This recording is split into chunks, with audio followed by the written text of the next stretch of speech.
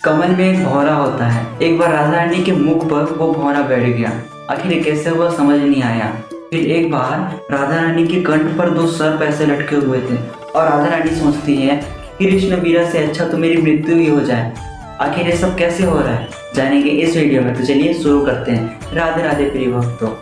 एक बार हमारी स्वामी जी यानी कि प्रिया प्रियतम लाडी लाल जी विहार कर रहे थे।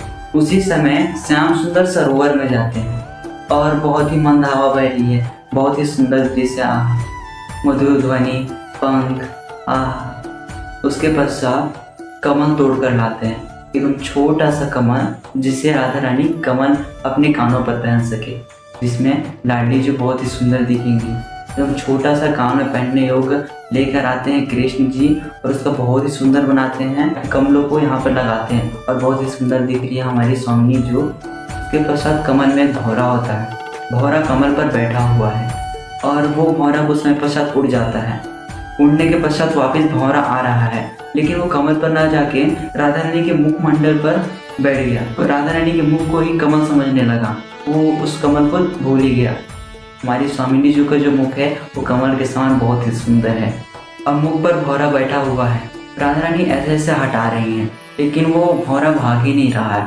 तो अपने दुपट्टे से ऐसे ऐसे हटा रही हैं, लेकिन वो हट ही नहीं रहा है। अब मधुमंगल आता है। अब डंडे से अचानक से आवाज़ करता है तो भौरा अपने आप उड़ जाता है। ये भौरा मधुसूदन हट गया। अब राधा रानी का हाल बेहाल हो गया। कृष्ण, हे मधुसूदन, कहाँ चले गए तुम? कहाँ हो तुम? मुझे इस वन में छोड़कर कहाँ चले गए? कहाँ गए मधुसूदन? ऐसा क्यों कर रहे हो? एक पल भी हमारी स्वामिनी जी वीरा नहीं सह सकती। लेकिन वो तो भौरा था ना।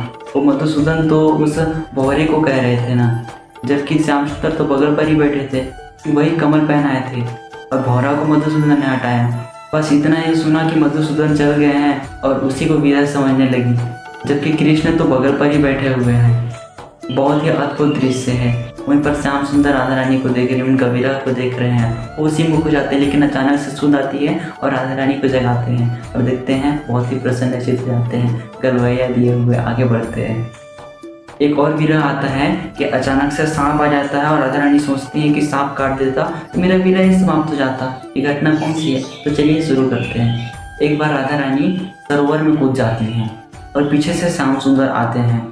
वो भी दौड़ते दौड़ते अपने दोनों हाथ को राधा रानी के कंठ पर रखते हैं और अचानक से वो उसे सर्प समझ लेते हैं। और राधा रानी कहते हैं, मुझे कृष्ण विरह तो सहन होता नहीं। मेरे भी बहुत बड़े भाग्य हैं। जल्दी से सर्प मुझे काट लो और कृष्ण विरह से मुझे मुक्त करो। जल्दी करो ना। बहुत ही प्रेमपूर्ण वार्ता। मंद मंद हवा चल रही है और विरह उनको सहन नहीं हो रहा है। कुछ समय पश्चात श्याम सुंदर ही उन्हें सूद दिलाते हैं और बोलते हैं, ये तो मैं ही हूँ स्वामिनी जो, आप मुझे देखो ना। और हाथ तो कृष्ण का था ना, गले पर कंठ पर राधा रानी के, लेकिन उसे ही राधा रानी सांप समझने लगी और बहुत ही कोमल कोमल भी समझने लगी थी। बहुत ही अद्भुत दृश्य है। तो मिलते हैं अगली वीडियो में। क्या आप निकुंज में जाना चाहते हैं या प्रवेश करना चाहते हैं? अगर जाना चाहते हैं तो वृंदावन की रच का सेवन करिए और प्रिया प्रीतम श्री 84 का पाठ करते रहिए। बहुत ही आनंद में है।